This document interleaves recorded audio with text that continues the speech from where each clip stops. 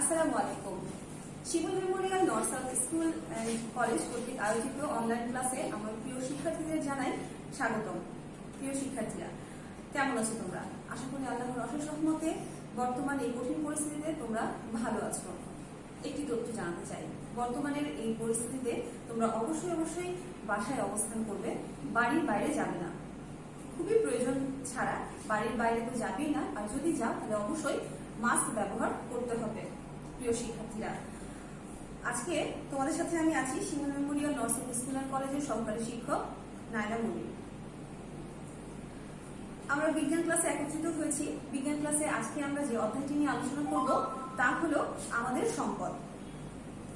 আমাদের সম্পদ আজকের যে ক্লাসটি আমরা করছি, এই ক্লাসটি শেষে যে বিষয়গুলো আমরা ব্যাখ্যা করতে পারবো তা হলো আমরা মাটি দূষণের কারণ এবং ফলাফল ব্যাখ্যা করতে পারবো, মাটি সংরক্ষণের কৌশল ব্যাখ্যা করতে পারবো, মাটিতে অবস্থিত সাধারণ খনিজ সম্পর্কে সংক্ষিপ্ত আলোচনা তোমরা করতে পারবে এই ক্লাসটি শেষে। আমার প্রিয় শিক্ষার্থীরা, আশা করি তোমরা খাতা এবং কলম নিয়েই বসেছো। আজকের যে ক্লাস, সেই ক্লাসের যে আলোচ্য বিষয়, সেই আলোচ্য বিষয়গুলো দেখবে এবং তা তোমাদের খাতাতে লিপিবদ্ধ করবে। আসো আলোচ্য বিষয়গুলো দেখি। আলোচ্য বিষয় কি আছে? আলোচ্য বিষয় আছে আমাদের মাটি দূষণের কারণ ও ফলাফল, মাটি সংরক্ষণের কৌশল, মাটিতে অবস্থিত সাধারণ খনিজ। আশা করি তোমরা খাতায় লিখে নিয়েছো। আসো আমরা ক্লাসের মূল অংশে চলে যাই। মাটি দূষণের কারণ এবং ফলাফল আলোচনা করতে গিয়ে যদি আমরা প্রথমে তাকাই যে মাটি দূষণের কারণগুলো কি কি। মাটি দূষণের কারণ দেখছি, দেখো এখানে ডায়াগ্রামের মাধ্যমে আমি দেখানোর চেষ্টা করেছি। কারণগুলো কি কি আছে? শিল্প কারখানা ও গৃহস্থালির বর্জ্য, তেজস্ক্রিয় পদার্থের নিঃসরণ, অতিরিক্ত পলি থেকে মাটি দূষণ, খনিজ পদার্থ আহরণ দ্বারা মাটি দূষণ। আমরা স্টেপ বাই স্টেপ এই যে পয়েন্টগুলো রয়েছে তা আলোচনা করার চেষ্টা করব। শিল্প কারখানা এবং গৃহস্থালির বর্জ্য। আচ্ছা, আমাদের দেশে যে শিল্প কারখানা থেকে যে বর্জ্যগুলো নির্গত হয় বা গৃহস্থালিতে আমাদের যে বর্জ্যগুলো রয়েছে, এই বর্জ্যগুলো আমরা সাধারণত কোথায় ফেলে থাকি? হ্যাঁ, ঠিক বলেছ, আমরা এগুলো ফেলে থাকি আমাদের যে এলাকাতে নির্দিষ্ট ডাস্টবিনগুলো রয়েছে সেখানে, বা দেখা যাচ্ছে গর্ত করেও রাখি। শহরাঞ্চলে এগুলো করা হয়ে থাকে। গ্রাম অঞ্চলের দিকে তাকালে দেখা যায় যে তারা পার্শ্ববর্তী যে জঙ্গলগুলো রয়েছে সেই জঙ্গলের মধ্যেই ময়লা আবর্জনাগুলো ফেলে দিয়ে থাকে। গৃহস্থলের এই বর্জ্য এবং শিল্প কারখানার যে বর্জ্যগুলো রয়েছে, এই বর্জ্যগুলো কিন্তু মাটিতে যখন পচে যায় তখন এই বর্জ্যগুলোতে যে রাসায়নিক পদার্থগুলো রয়েছে সেই পদার্থগুলো কিন্তু মাটির জন্য খুবই ক্ষতিকর। মাটি দূষণের এটি অন্যতম একটা কারণ। এখানে কি ক্ষতি করে থাকে যদি একটু খেয়াল করি, দেখো দেখতে পাবে যে এখানে মার্কারি এবং অন্যান্য যে ধাতব পদার্থগুলো থাকে তা মাটির সাথে মিশে যায়, আর মিশে যাওয়ার ফলে মাটিতে যে অণুজীবগুলো রয়েছে যেগুলো মাটির জন্য খুবই উপকারী, সেই অণুজীবগুলো কিন্তু মারা যায়। মাত্রা অতিরিক্ত এই লবণ, অ্যাসিড এবং যে ক্ষারগুলো রয়েছে, এই ক্ষারগুলো গাছপালা এবং ফসলের জন্য বেশ ক্ষতি বয়ে নিয়ে আসে। তাছাড়াও খেয়াল করলে দেখবা যে এই যে বর্জ্য রয়েছে, এই বর্জ্যতে থাকা যে প্রোটিন রয়েছে এবং অ্যামাইনো অ্যাসিড রয়েছে তা ব্যাকটেরিয়া দ্বারা ভেঙে যায়, আর ভেঙে যাওয়ার ফলে তৈরি করে hydrogen sulphide gas, sulphur die oxide gas কিংবা ফসফরাসের অক্সাইড, যা এই মাটি দূষণ এর জন্য অন্যতম দায়ী। এখন মাটিতে যে এত ধরনের রাসায়নিক পদার্থগুলো চলে যাচ্ছে, তাই না? তাহলে এই মাটিতে আমরা আমাদের যে খাদ্যশস্যগুলো তা আমরা ফলাচ্ছি, এই খাদ্যশস্যগুলো আমরা আবার গ্রহণ করছি, ফলে এই রাসায়নিক পদার্থগুলো কিন্তু আমাদের শরীরেও চলে আসছে, আর যার ফলে সৃষ্টি হচ্ছে স্বাস্থ্য ঝুঁকি। এখন তাহলে আমাদের কি করতে হবে? যে এই বিষয়গুলো আমাদের ব্যাপারে সচেতন থাকতে হবে। কিছু জৈব রাসায়নিক পদার্থ রয়েছে যাদের পরিবর্তন ঘটে এবং পরিবর্তন ঘটার ফলে ফসলের যে উৎপাদন সেগুলো কিন্তু বিরূপ প্রভাব ফেলে এই বিষয়গুলো। তাহলে আমরা দেখতে পাচ্ছি যে এখানে শিল্প কারখানা এবং গৃহস্থালির বর্জ্য মাটি দূষণের জন্য অন্যতম একটা কারণ। আরো একটি কারণ হচ্ছে তেজস্ক্রিয় পদার্থের নিঃসরণ। আমাদের যে পারমাণবিক বিদ্যুৎ উৎপাদন কেন্দ্রগুলো রয়েছে বা পারমাণবিক যে আমরা অস্ত্র তৈরি করছি, এই অস্ত্রটা যে পরীক্ষা নিরীক্ষা করা হয় বা বিভিন্ন ধরনের তেজস্ক্রিয় পদার্থ নিয়ে যখন পরীক্ষা নিরীক্ষা করা হয়, তখন এই তেজস্ক্রিয় পদার্থগুলো কিন্তু আমাদের মাটিতে মিশে যাচ্ছে, আমাদের বায়ুতেও চলে আসছে। তেজস্ক্রিয় পদার্থগুলো আমরা দেখি তা হচ্ছে দেখো যে radon, radium, thorium, caesium, uranium, এই তেজস্ক্রিয় পদার্থগুলো মাটির উর্বরতাকে নষ্ট করে ফেলে। শুধু যে মাটির ক্ষতি করে থাকে তা কিন্তু নয়, এটি আমাদের প্রাণীদের ত্বক এবং ফুসফুসের ক্যান্সার হওয়ার জন্য কিন্তু দায়ী। আবার এই ধরনের তেজস্ক্রিয় উপাদানগুলো যখন আমাদের মাটির সাথে মিশে যাচ্ছে, গাছপালাও কিন্তু মারা যায় এবং কোনো না কোনো ভাবে এগুলো আমাদের প্রাণীদের খাদ্য শৃঙ্খলের মধ্যে প্রবেশ করে প্রাণী দেহের মধ্যেও সৃষ্টি করছে ভয়াবহ এক ধরনের রোগ। প্রিয় শিক্ষার্থীরা, তোমাদের পাঠ্য বইয়ের মধ্যে একটি খুবই গুরুত্বপূর্ণ একটি অংশ রয়েছে, সেটা হচ্ছে চেরনোবিল দুর্ঘটনা। হ্যাঁ, তো এই যে চেরনোবিল যে দুর্ঘটনাটা রয়েছে, এই দুর্ঘটনা সম্পর্কে কিন্তু তোমাদেরকে জানতে হবে এবং কিছু তথ্য তোমাদেরকে লেখার জন্য তোমাদের পাঠ্য বইয়ে একটি সৃজনশীল কাজ দেওয়া আছে। আমি চেষ্টা করব এই চেরনোবিল দুর্ঘটনা সম্পর্কে কিছু তথ্য তোমাদেরকে দেওয়ার জন্য। আচ্ছা, এখন মানব সভ্যতার ইতিহাসে সবচাইতে যে দুর্ঘটনা, একটা অনেক বড় একটি পারমাণবিক বিপর্যয়ের যে দুর্ঘটনা, তা হচ্ছে এই চেরনোবিল দুর্ঘটনা। হ্যাঁ, তো এই চেরনোবিল দুর্ঘটনা তোমার তৎকালীন যে সোভিয়েত ইউনিয়ন ছিল এবং বর্তমানে যে ইউক্রেন শহরের চেরনোবিল নামক একটি ইউক্রেনের যে চেরনোবিল একটি শহর রয়েছে, এই শহরের পারমাণবিক বিদ্যুৎ উৎপাদন কেন্দ্রের মধ্যে এই দুর্ঘটনাটা কিন্তু ঘটেছিল। এখানে এই ঘটনাটা ঘটেছিল তোমার 1986 সালের 26শে এপ্রিল। এত বড় এই দুর্ঘটনার কারণে আমাদের যে অর্থনীতি ছিল, তৎকালীন সোভিয়েত ইউনিয়নের যে ইউরোপের যে অর্থনীতি ছিল, তা কিন্তু মারাত্মকভাবে ক্ষতিগ্রস্ত হয়েছিল। এই ক্ষতিগ্রস্তের কারণে আমরা যেটা জরিপ করে পাই তা হচ্ছে যে আর্থিক যে ক্ষয়ক্ষতির পরিমাণ ছিল তা হচ্ছে 30,000 কোটি ডলার। 30,000 কোটি ডলারের মতো এখানে আর্থিক ক্ষয়ক্ষতি হয়েছিল। সবচেয়ে বেশি ক্ষতিগ্রস্ত যা হয়েছিল তা হচ্ছে আবাদি জমি। আবাদি জমির ব্যাপক পরিমাণ ক্ষতি হয়। ইউরোপের মোট 13টি দেশ এখানে ক্ষতিগ্রস্ত হয় এবং এই 13টি দেশের 2 লাখ বর্গ কিলোমিটার এলাকা এখানে ক্ষতিগ্রস্ত হয়েছিল। যে দেশগুলো ছিল সেই দেশগুলোর মধ্যে দেখা যায় যে রাশিয়ার 58,000 বর্গ কিলোমিটার, তারপরে ইউক্রেনের 22,000 বর্গ কিলোমিটার, বেলারুসের 47,000 বর্গ কিলোমিটার এলাকা এই পারমাণবিক যে বিপর্যয় ঘটেছিল সেটার কারণে ক্ষতিগ্রস্ত হয়। বেলারুস যে জায়গাটা রয়েছে সেখানকার শতকরা 22% জমি কিন্তু এখন বর্তমানে পরিত্যক্ত অবস্থাতে আছে। আরো যদি আমরা পর্যবেক্ষণ করি তাহলে সেখানে দেখা যায় যে সেখানকার যে শিশুরা রয়েছিল সেই শিশুরা যারা রয়েছিল তাদের 30,000 শিশুই কিন্তু তখন সেই সময়টাতে যে পারমাণবিক যখন এই বিপর্যয় ঘটে তখন থাইরয়েড ক্যান্সারে আক্রান্ত হয়ে গেছিল। শুধুমাত্র শিশুই নয়, সেখানে 9,000 মানুষ ক্যান্সারে আক্রান্ত হয়, আক্রান্তের ঝুঁকিতে ছিল। শুধুমাত্র যে এই যে রাশিয়া, ইউক্রেন, বেলারুস এই এলাকাগুলোই যে ক্ষতিগ্রস্ত হয়েছিল তা না, এইগুলো ছাড়াও সুইডেন, ফিনল্যান্ড, তারপরে Australia, Norway, Bulgaria, Switzerland, Greece, Italy এই এলাকাগুলোও কিন্তু বেশ ক্ষতিগ্রস্ত হয়ে গেছিল। আর বর্তমানে যেটা চিন্তা করা হয় বা তখনও যারা বিজ্ঞানী ছিলেন তারা গবেষণা করে পেয়েছেন যে ওখানে যে ক্ষতির যে পরিমাণটা ছিল সেই পরিমাণটাকে যদি আমরা কাটিয়ে উঠতে চাই তাহলে এখনো 20,000 বছর সময় লাগবে। তাহলে দেখা যাচ্ছে যে এই যে তেজস্ক্রিয় পদার্থের যে নিঃসরণ, এই নিঃসরণের ফলে কত ক্ষতি হয়ে যেতে পারে। তো এই চেরনোবিল দুর্ঘটনাকে বলা হয় তাই মানব সভ্যতার ইতিহাসে পারমাণবিক যে বিপর্যয়গুলো ঘটেছিল তার মধ্যে একটি অনেক বড় ধরনের একটা বিপর্যয়ের ঘটনা।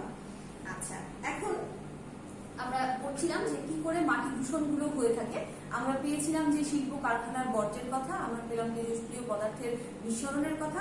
আমরা এখন আরো একটি বিষয় দেখছি যে অতিরিক্ত পলি থেকেও মাটি কিন্তু দূষণ হয়ে থাকে। অতিরিক্ত পলি আমরা কি করি যে বিভিন্ন ভাবে নদীর ভাঙন ঘটে, ঝড় তুফান হয়, বন্যা হয়, এই সময় কি হয় নদীর পাড়গুলো ভেঙে যায়। এই ভেঙে যাওয়ার ফলে পানিতে প্রবাহিত হয়ে কিন্তু জমিতে এসে একটি আস্তরণ তৈরি হয়। জমিতে এই যে একটি তলানি জমে, ওই জমির উপরে একটি আস্তরণ তৈরি হয়। তো এই তৈরি হওয়ার কারণেও কিন্তু ফসলের উৎপাদনটা বেশ পরিমাণে ব্যাহত হয়ে থাকে। ফসল উৎপাদনের ক্ষমতা তখন সেই মাটিটা হারিয়ে ফেলে। তাহলে অতিরিক্ত পলি থেকেও মাটি দূষণ হয়, এটা আমরা দেখতে পাচ্ছি। আরো একটি খুব গুরুত্বপূর্ণ তথ্য আছে, সেটা হচ্ছে যে খনিজ পদার্থের যখন আমরা আহরণ করতে যাই তখনও কিন্তু মাটি দূষণ আমরা করে ফেলি। কিভাবে করে ফেলি? যে যখন খনি থেকে কোনো খনিজ পদার্থ আমরা নিয়ে আসতে চাচ্ছি, তখন সেখানে বিভিন্ন ধরনের কার্যক্রম চলে। কার্যক্রম চলার ফলে সেখানকার গাছগুলোকে হয়তো বা আমরা উপড়ে ফেলি, বা দেখা গেল যে তার নিচ থেকে বিভিন্ন ধরনের রাসায়নিক বিক্রিয়ার মাধ্যমে আমরা সেগুলোকে নিয়ে আসতে চাই, বিভিন্ন ধরনের পরীক্ষা নিরীক্ষা সেখানে হয়, তার ফলে কিন্তু মাটি ক্ষতিগ্রস্ত হয়। আর মাটি যখনই ক্ষতিগ্রস্ত হয় তখন সেখানকার মাটির উর্বরতা নষ্ট হয়ে যায়, মাটির ক্ষয় করা শুরু হয়। যেহেতু গাছ উপড়িয়ে ফেলছি, তাই বনজ সম্পদটা ধ্বংস হয়ে যায়। এবং অনেক সময় দেখা যায় যে এই খনি থেকে যখন আমরা এই খনিজ পদার্থগুলো আহরণ করছি, তখন অনেক সময় কোনো দুর্ঘটনা ঘটে যেতে পারে, কোনো অগ্নিকাণ্ড ঘটে যেতে পারে। এই অগ্নিকাণ্ড ঘটে যাওয়ার কারণেও কিন্তু মাটি তখন তার উৎপাদনশীলতা হারিয়ে ফেলতে পারে। তো এতক্ষণ পর্যন্ত আমরা দেখলাম যে মাটি দূষণের কারণগুলো কি কি হতে পারে। এখন আমরা যেটা দেখব তা হচ্ছে মাটিকে আমরা যদি সংরক্ষণ করতে চাই তার কৌশলগুলো কি। মাটিকে তুমি এতক্ষণ পর্যন্ত যেগুলো জানলাম যে এভাবে দূষণ হয়, এই দূষণের ক্ষেত্রে আমরা যদি সচেতন থাকি, যেভাবে যদি দূষিত না করি, তাহলে কিন্তু মাটি অনেক পরিমাণে আমরা সংরক্ষণ করতে পারবো। তো কিছু কৌশলকে আমরা পয়েন্ট আউট করতে পারি, যেমন ক্ষয় রোধ করে আমরা মাটিকে সংরক্ষণ করতে পারি, মাটির ক্ষয়টাকে রোধ করে সংরক্ষণ করতে পারবো। তো মাটির ক্ষয়কে আমরা কিভাবে রোধ করতে পারি? মাটি যেহেতু আমরা জানি যে প্রচুর পরিমাণে গাছ যদি থাকে মাটিতে, তাহলে মাটির যে গাছের যে মূল, সেই মূল কিন্তু মাটিকে আঁকড়ে ধরে রাখে। তাই অধিক পরিমাণে আমি যদি গাছ লাগাই, তাহলে অবশ্যই মাটিকে আমরা সংরক্ষণ করতে পারবো। জমিতে ফসল তোলার সময় তাই আমরা খেয়াল রাখবো যে আমরা যেন মূল সহ সেই ফসলটাকে উপড়ে না ফেলি। হ্যাঁ, যদি আমরা ফসল কাটতে যাই, তাহলে অবশ্যই ফসলের যে মূল অংশটা, সেই অংশটা যেন মাটির নিচেই থাকে এবং আমরা উপর থেকে জাস্ট ফসলটাকে কেটে ফেলবো। আবার কিছু কিছু আছে গাছ যেগুলো লাগালে পরে আমাদের মাটি কিন্তু সংরক্ষণ করতে পারবো। যেমন ঢালু যে এলাকাগুলো রয়েছে, ঢালু জায়গাগুলোতে হয় কি যে পানি যখন প্রবাহিত হয়, তখন এই ঢালু এলাকাগুলো থেকে মাটি কিন্তু খুব সহজেই সরে যেতে পারে। তো এই ঢালু যে জায়গাগুলো রয়েছে, এখানে আমরা ঘাস, তারপরে ধনচে বা কলমি জাতীয় কিছু গাছ লাগাতে পারি। এখানে গাছের ছবিগুলো দিয়েছি, যে এই ধরনের কিছু আমরা করতে পারি।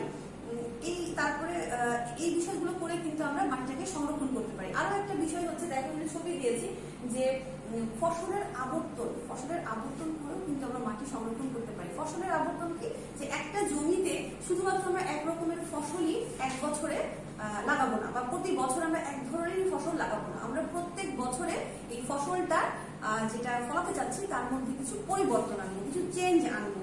দেখো এখানে ছবির মাধ্যমে দেখতে পাওয়া যাচ্ছে যে আমরা প্রথম বছরে দেখা গেল যে রসুন বা পেঁয়াজের মতো কোনো কিছু একটা ফসল আবাদ করেছিলাম, তারপরের বছরে গিয়ে গাজর, মূলা বা শালগমের মতো, তারপরের বছরে আবার টমেটো, শিম জাতীয়, এইভাবে কিছু আমরা বারবার করে ফসলের আবর্তন করব, যার ফলে সেই মাটিটার উর্বরতার যে ক্ষমতাটা তা কিন্তু বৃদ্ধি পাবে।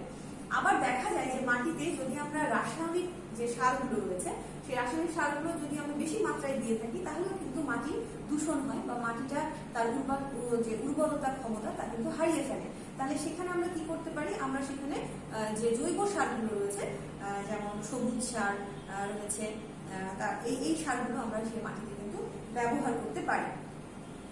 তাহলে মাটির ক্ষয়কে আমরা এই প্রসেসগুলোর মাধ্যমে রোধ করতে পারবো, গাছ লাগিয়ে ফসলের আবর্তন করে এবং বেশি বেশি করে জৈব সার ব্যবহার করে। আরো একটা পয়েন্ট হচ্ছে যে নদীর ভাঙনকে যদি আমরা রোধ করতে পারি, সেই নদীর ভাঙনটাকে রোধ করতে পারলেও কিন্তু আমরা মাটির ক্ষয়টাকে রোধ করতে পারবো, মাটি সংরক্ষণ করতে পারবো।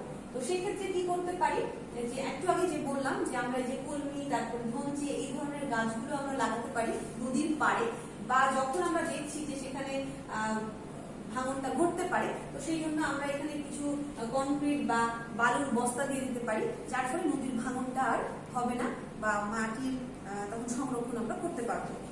তো এই ছিল হচ্ছে মাটি দূষণ এবং মাটি দূষণ কিভাবে হয় এবং মাটির সংরক্ষণ আমরা কিভাবে করতে পারি তার কৌশল। এখন আমরা মাটিতে যে অবস্থিত রয়েছে যে খনিজগুলো, সেই খনিজগুলো সম্পর্কে আলোচনা করব।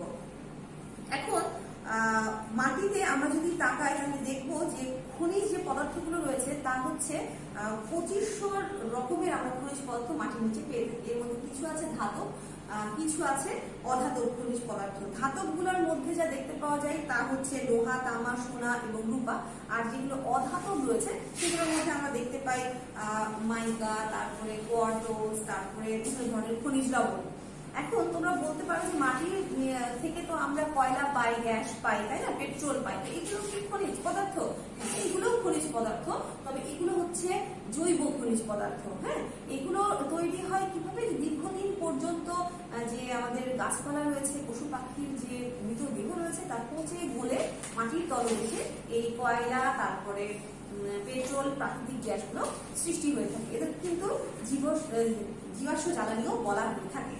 আচ্ছা, তো এখন আমি অনেকক্ষণ ধরে এটাকে শো করে রেখেছি। দেখো যে মাটিতে অবস্থিত যে সাধারণ খনিজগুলো রয়েছে, এই খনিজগুলোর একটা চার্ট দিয়েছি। এই চার্টটা তোমাদের বইয়েও আছে, এবং এই খনিজগুলো আমরা কি কি কাজে ব্যবহার করে থাকি তাও দিয়েছি। যদি এক বাক্যে আমরা একটু পড়তে চাই, যে একটু পড়ি, যে ম্যাগনেটাইট, এটা আমরা লোহা তৈরিতে ব্যবহার করে থাকি, চুনা পাথর ঘরবাড়ি তৈরিতে, সিমেন্ট, সোডা, গ্লাস, লোহা, স্টিল উৎপাদনে ব্যবহার করে থাকি। মাটি, এছাড়াও মাটি অ্যাসিডিক হলেও আমরা এই চুনা পাথরকে কিন্তু মাটিতে ব্যবহার করে থাকি। কোয়ার্টজ যেটা রয়েছে, সেটা আমরা কাঁচ, তারপরে রেডিও, ঘড়ি তৈরিতে ব্যবহার করি। সিলভার বা রূপা গহনা বা ধাতব মুদ্রাতে। মাইকা যেটা রয়েছে, এটি কিন্তু বৈদ্যুতিক যে যন্ত্রপাতিতে বিদ্যুৎ নিরোধক হিসেবে কাজ করে থাকে। জিপসাম, এই জিপসাম সিমেন্ট এবং প্লাস্টার অফ প্যারিস তৈরিতে কাঁচামাল হিসেবে ব্যবহৃত হয়। ধাতব যে পাইরাইটস, এটাও সালফার এবং নানা ধরনের ধাতু তৈরিতে ব্যবহার হয়ে থাকে। সোনা, হীরা, এগুলো আমরা তো গহনা তৈরিতে ব্যবহার করে থাকি। আর গ্যাস, কয়লা, পেট্রোল, এগুলো জ্বালানি হিসেবে ব্যবহার হয়, রান্নার কাজে ব্যবহার হয়, গাড়ি এবং শিল্প কারখানাতেও ব্যবহার হয়ে থাকে। এখন আমরা চেষ্টা করব যে খনিজ যে পদার্থগুলো রয়েছে এর যে ভৌত ধর্মগুলো, সেই ভৌত ধর্মগুলো জানা। আমি একটি খনিজ পদার্থের ছবি দেখাচ্ছি তোমাদেরকে। দেখো, এখানে রয়েছে গ্রাফাইট আর এখানে রয়েছে হচ্ছে হীরা। এগুলো কিন্তু দুটোই খনিজ পদার্থ। এই খনিজ পদার্থগুলো দেখতেই পাচ্ছ যে এরা হচ্ছে কেলাস আকারে থাকে, দানাদার হয়ে থাকে।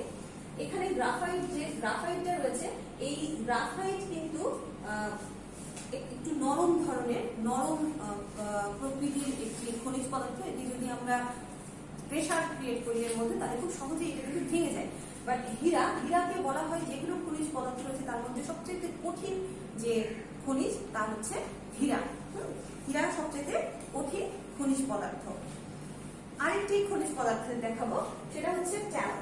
ট্যালক তোমরা জেনে থাকবে যে এই ট্যালক থেকেই কিন্তু তৈরি করা হয় আমাদের যে ট্যালকম পাউডার গুলো রয়েছে, বা আমাদের বিভিন্ন ধরনের যে মেকআপের যে প্রসাধনীগুলো রয়েছে, সেগুলো কিন্তু এই ট্যালক যে খনিজ পদার্থ সেখান থেকে আমরা পেয়ে থাকি। এবং এই খনিজ পদার্থকে বলা হয় খনিজের মধ্যে সবচেয়ে নরম খনিজ পদার্থ। সবচেয়ে নরম খনিজ পদার্থ, একটু আগে আমরা দেখলাম সবচেয়ে কঠিন খনিজ পদার্থ কি?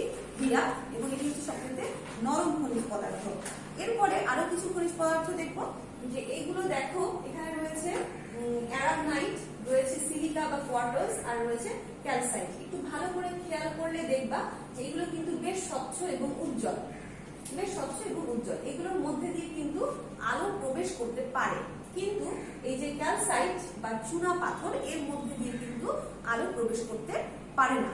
হ্যাঁ, আর এই যে অ্যারাগনাইট রয়েছে, এটি কিন্তু বেশ স্বচ্ছ, আলো প্রবেশ করতে পারে, বাট এর ভেতরের যে বস্তুগুলো থাকে তা কিন্তু আমরা দেখতে পাই না। তো এখান থেকে খনিজ পদার্থের কিন্তু অনেকগুলো ভৌত ধর্ম আমরা কিন্তু পেয়ে গেলাম। খনিজ পদার্থগুলো দানাদার হয়ে থাকে বা কেলাস আকার হয়ে থাকে। এই খনিজ পদার্থের বিভিন্ন ধরনের নির্দিষ্ট পরিমাণে বর্ণ রয়েছে। এদের দানাগুলো কেমন হবে বা এদের গঠনটা কেমন হবে তা কিন্তু এদেরকে ভেঙে দেওয়ার ফলে বুঝতে পারা যায় যে আসলে এদের গঠনটা কেমন হবে। এদের যে আপেক্ষিক গুরুত্ব রয়েছে, এই আপেক্ষিক যে গুরুত্ব তা কিন্তু তোমাদের বইয়ের মধ্যেই লেখা আছে, যে এটা হচ্ছে তোমার 2.5 থেকে প্রায় 3 পয়েন্ট পর্যন্ত হয়ে থাকে এদের আপেক্ষিক গুরুত্ব। তো এই বিষয়গুলো হচ্ছে একটি খনিজ পদার্থের ভৌত ধর্ম। আর রাসায়নিক ধর্মে যদি যাই, তাহলে এই পদার্থগুলো যে উপাদান দ্বারা তৈরি, সেই উপাদানগুলোর যে বৈশিষ্ট্য তার উপরে ভিত্তি করে এদের রাসায়নিক বৈশিষ্ট্যগুলো আমরা পেয়ে থাকি। তাহলে এখন পর্যন্ত আমরা তাহলে খনিজ পদার্থের সম্পর্কে অনেক রকম তথ্য পেলাম। খনিজ পদার্থ আমাদের কি কি কাজে ব্যবহার হয়ে থাকে, খনিজ পদার্থের যে ভৌত ধর্মগুলো রয়েছে, আর খনিজ পদার্থের যে রাসায়নিক ধর্মগুলো রয়েছে। আজকের আলোচনাটা থেকে আমাদের যে ক্লাসটা হলো সেখান থেকে আমরা কি কি পেলাম বা কি কি জানতে পারলাম একটা ছোট্ট পরীক্ষার মাধ্যমে কিন্তু করতেই পারি। কিছু প্রশ্ন তোমাদের সাথে আলোচনা করি, যার ফলে কিন্তু আমরা অ্যান্সারগুলো পেয়ে যেতে পারি এবং খেয়াল করতে পারি ক্লাসটার সাথে কেমন করতে পারলাম। দেখো, মাটি দূষণ কাকে বলে? প্রথমে আমরা পড়েছি যে মাটি দূষণের কারণ আর ফলাফল। সেখান থেকে কিন্তু আমরা একটু সৃজনশীলতা দিয়ে বানিয়ে বলতেই পারি যে শিল্প কারখানার বর্জ্য বা তোমার গৃহস্থালীর বর্জ্য থেকে, তেজস্ক্রিয় পদার্থের মিশ্রণ থেকে, তারপরে হচ্ছে যে বিভিন্ন ধরনের নদীর ভাঙনের ফলে যে মাটির যে ক্ষয়ক্ষতি হয়ে থাকে সেগুলোকে বলা হচ্ছে মাটির দূষণ। সিমেন্ট তৈরির কাঁচামাল। সিমেন্ট আমরা কোত্থেকে পেয়ে থাকি? আমরা একটু আগে দেখলাম যে এই যে এখানে যে চার্টটা আমরা পেয়েছিলাম, এই চার্টে কিন্তু আমরা পেয়েছিলাম যে জিপসাম। এই জিপসাম থেকে সিমেন্ট বা প্লাস্টার অফ প্যারিস তৈরির কাঁচামাল আমরা পেয়ে থাকি। আরেকটা আমরা কিন্তু চুনাপাথর থেকে আমরা কিন্তু সিমেন্ট পেয়ে থাকি। এখন আরেকটা কোশ্চেনে আসি যে কোন খনিজের মধ্যে দিয়ে আলো প্রবেশ করতে পারে না। একদম লাস্টের ছবিটা মনে করো, সেখানে আমরা দিয়েছিলাম ক্যালসাইটের ছবি। সেই ক্যালসাইটের মধ্যে দিয়ে কিন্তু কোনো আলো প্রবেশ করতে পারে না। সবচেয়ে নরম খনিজের নাম কি? সবচেয়ে নরম খনিজের নাম কি? হ্যাঁ, আমরা ট্যালকম পাউডার আমরা ব্যবহার করে থাকি। ট্যালক হচ্ছে সবচেয়ে নরম খনিজের নাম। তো আশা করি যে ক্লাসটা তোমাদের উপকারে আসবে। ধৈর্য ধরে তোমরা অনেকক্ষণ ধরে ক্লাস করলে, ক্লাসটা সুন্দর করে করেছো। অবশ্যই নেক্সট যে আমাদের টপ প্লেস আছে সেই টপ প্লেসটা তোমরা দিতে পারবে এবং প্রত্যেকটা প্রশ্নের অ্যান্সার লিখতে পারবে। এতক্ষণ পর্যন্ত ধৈর্য ধরে আমার ক্লাসটা করার জন্য তোমাদের অসংখ্য ধন্যবাদ। তোমরা ভালো থাকো, সুস্থ থাকো। আল্লাহ হাফেজ।